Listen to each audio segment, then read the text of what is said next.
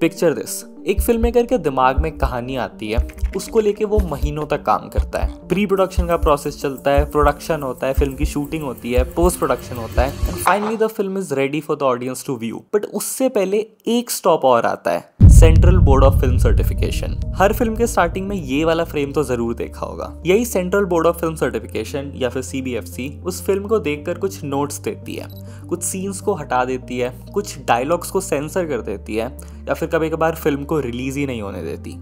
लेकिन क्यों? As of now, CBFC is responsible for films which are going to be released in a theater. But अगर तुम्हें recent times का थोड़ा सा आइडिया होगा तो ब्रॉडकास्टिंग बिल और सेंसरशिप वाला इशू बहुत टॉक्स में चल रहा है, और अगर ये बिल पास हो जाता है तो even the digital media that you see has to go through all of this. ये सब सुनने और समझने के बाद एक क्वेश्चन आता है, ये सेंसर बोर्ड का काम आर्ट को प्रोटेक्ट करना है या उसे कंट्रोल करना? सबसे पहले ये समझना जरूरी है कि सेंसर बोर्ड का रोल फिल्म इंडस्ट्री की पाइपलाइन में कहाँ आता है। जब एक फिल्म कंप्लीट होती है तो उसे CBFC को सबमिट किया जाता है। उसके बाद ये बोर्ड क्लासिफाई करता है उन फिल्म्स को under all these categories. Process कुछ ऐसे शुरू होता है। फिल्म मेकर्स अपने फिल्म के साथ एक एप्लीकेशन फाइल करते हैं और एक स्क्रीनिंग पैनल उस फिल्म को देखता है। ये पैनल किसी एक फिक्स बैकग्राउंड से नहीं होता। इसमें retired government officers, social workers और कभी कभी इंडस्ट्री प्रोफेशनल्स भी होते हैं। एक फन फैक्ट ये है कि इस पैनल के मेंबर्स को कोई ट्रेनिंग नहीं दी जाती। उनका काम गाइडलाइंस को समझकर अपनी अंडरस्टैंडिंग के बेसिस पे डिसीजन लेना होता है। अब गाइडलाइंस की बात करें तो CBFC एक हैंडबुक के बेसिस पे काम करता है, और ये हैंडबुक मेनली मोरालिटी, डिसेंसी और सोशल सेंसिटिविटीज जैसे पैरामीटर्स को डिफाइन करता है। फॉर एग्जांपल, अगर किसी सीन में एक्सेसिव वायलेंस या फिर एक्सप्लिसिट सेक्सुअल कंटेंट है तो या तो वो कट होता है या तो टोन डाउन किया जाता है। और बाय चांस अगर किसी फिल्म का टॉपिक कुछ कम्युनल टेंशन या फिर लेट्स से पॉलिटिकल सटायर है तो फिर मामला मुश्किल है। पर अब सवाल ये उठता है कि क्या ये पैरामीटर सब्जेक्टिविटी को ओपन नहीं करते? मतलब एक पैनल का डिसीजन क्या एक फिल्म मेकर के विजन के ऊपर होना चाहिए?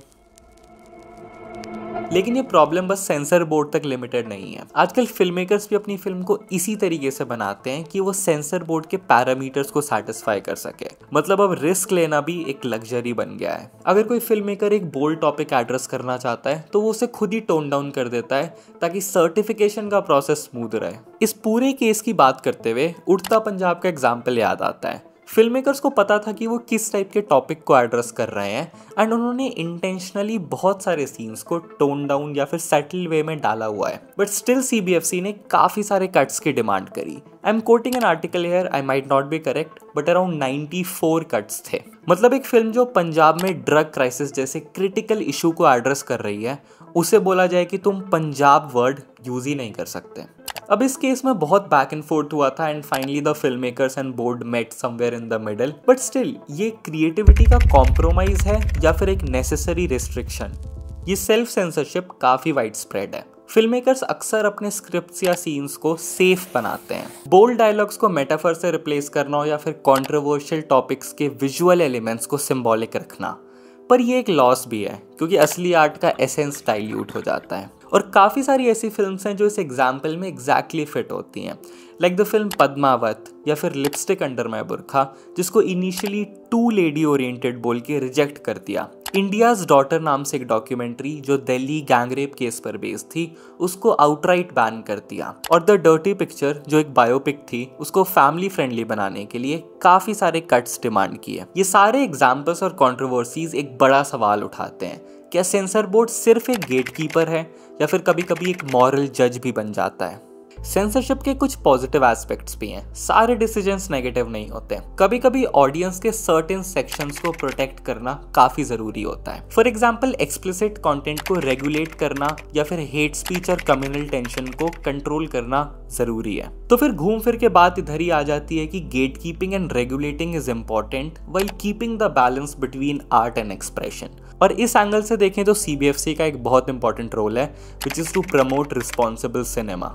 बट एक फाइन लाइन है जब ये बैलेंस बायस बन जाता है। क्या क्रिएटिव लिबर्टी हमेशा सोशल डिसेंसी के अगेंस्ट होती है? सेंसर बोर्ड का सबसे बड़ा इम्पैक्ट बस एक फिल्म पर नहीं बल्कि पूरे इकोसिस्टम पर होता है। जब फिल्म मेकर सेफ बन जाते हैं तो वो एक्सपेरिमेंट करना बंद कर देते हैं और इसकी वजह से सॉर्ट ऑफ एक चेन रिएक्शन स्टार्ट होता है जिसमें यूनिक फिल्म्स को स्पेस मिलना बंद हो जाता है। इंडी फिल्म्स जो काफी सारे यूनिक टॉपिक्स और थीम्स को एक्सप्लोर करती हैं, उन्हें ना ही फंडिंग मिलती है ना कोई ऑडियंस है, क्योंकि इनकी कमर्शियल वायबिलिटी काफ़ी लो होती है और ये कल्चरल स्टैग्नेशन को प्रमोट करता है। आखिर में बात यह है कि सेंसर बोर्ड एक ऐसी पावर है जो आर्ट और अथॉरिटी के बीच एक टाइट रोप वॉक करती है। अब क्या वो वॉक हमेशा बैलेंस्ड होती है? ये एक ऑनगोइंग डिबेट है जो हमारे सोसाइटी के कल्चरल फैब्रिक को भी रिफ्लेक्ट करती है। One more thing I would like to add on air is कि फिल्म सोसाइटी को डिफाइन नहीं करती बल्कि सोसाइटी का एक रिफ्लेक्शन होती है। And if someone is using a film to justify कोई भी एक्शन, देन वो उस फिल्म की गलती नहीं बल्कि उस सोसाइटी की गलती है। And I think the society is not yet ready or not mature enough for an entertainment medium like this. Let me know what you think.